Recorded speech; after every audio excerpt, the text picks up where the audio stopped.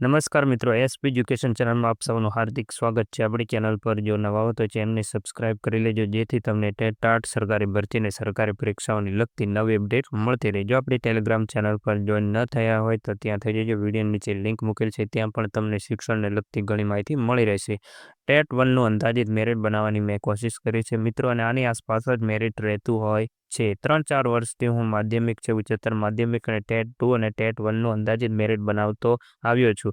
અને આની આસપાસ જ રહેતું હોય છે, કારણ કે મિત્રો શૈક્ષણિક એક્સપિરિયન્સના આધારે અમે મેરિટ બનાવતા હોય છે, અને જેમાં ઘણા પાસાઓને ધ્યાને રાખીને મેરિટ બનાવવામાં આવતું હોય છે. મિત્રો ટેટ 1માં છે જે રિઝલ્ટ બહુ નબળું આવ્યું હતું. 3.79% જેટલું રિઝલ્ટ જોવા મળ્યું હતું. ગુજરાતી મીડિયમમાં એમાં છે 2697 જ ઉમેદવાર પાસ થયા હતા, અને 5000ની મિત્રો ભરતી કરવાની છે. અને જ્યારે જૂના છે એમાંથી પણ 2500ની આસપાસ લેવાઈ જશે.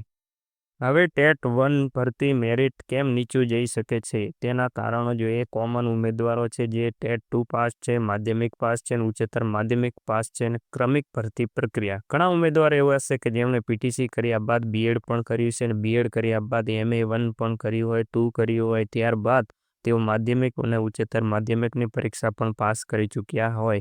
આવા ઘણા ઉમેદવારો હશે જે માધ્યમિક, ઉચ્ચતર માધ્યમિક અને ટેટ 2માં લાગવાના છે.